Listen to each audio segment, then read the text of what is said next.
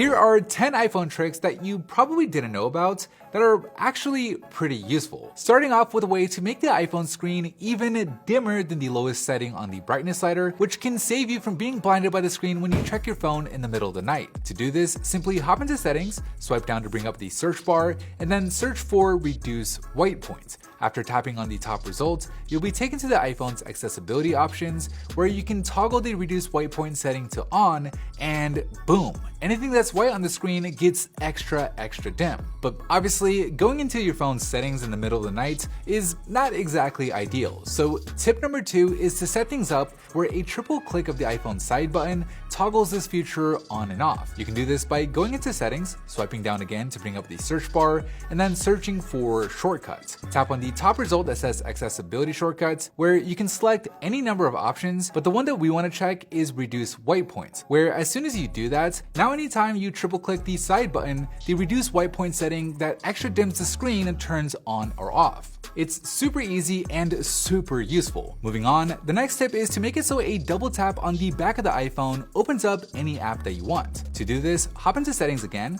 search for back tap, and then scroll all the way to the bottom and click on back tap. Then choose the double tap option and set it to whatever you want. You can have it to where a double tap can toggle between auto rotate and portrait lock, which can be pretty useful, or you can even set it to bring up the Google Assistant if you have the Google Assistant app installed. It's pretty dope, and Siri sucks. Alright, this next tip is an easy one, but in case you didn't already know, when you're in the Photos app, if you touch and hold on the screen, it prevents the photo or video that you're looking at from rotating when you rotate the iPhone itself. Tip number 5 is in Safari. So when opening up a new tab, most people tap on the tabs icon on the address bar and then hit the plus icon. But there's a quicker way of doing it. So when you're on the most recent tab, simply swipe on the navigation bar to the left and it creates a new tab right away, which is way faster. Alright, so this next tip is one of my favorites. You know those annoying pop-ups that ask you to review the app that you're in? Yeah, there's a way to disable those from ever coming up again.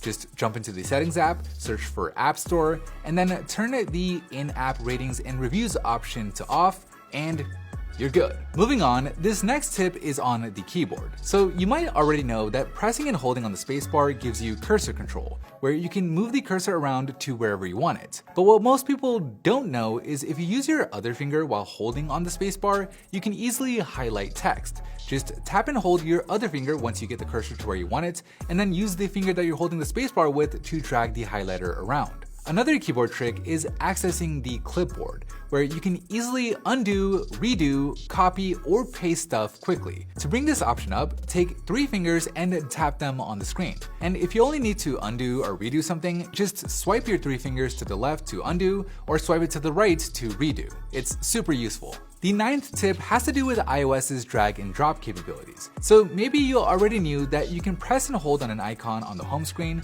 and use your other finger to tap other icons so you can move them in bulk instead of moving them one by one. But did you know you can also drag and drop photos, links, and more from one app to another? Just press and hold the item that you want to move, use your other hand or finger to navigate to the app that you want to move it to, and then drop it to wherever you want to go.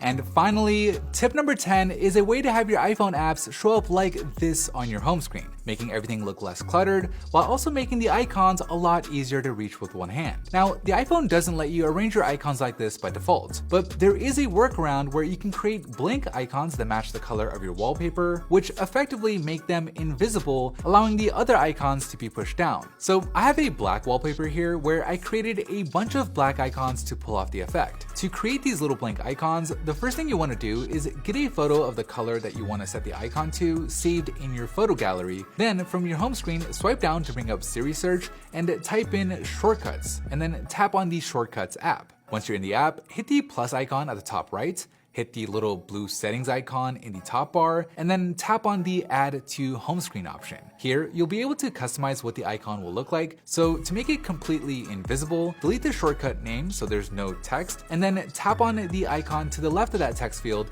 and choose the photo that you found earlier to set it as the picture of the icon. Since I already saved a pure black photo, I'll choose that one, and boom, a blank icon that's black has been added to my home screen. Just repeat this process over and over again until you have enough icons to create the gap that you want on your home screen, and you're done.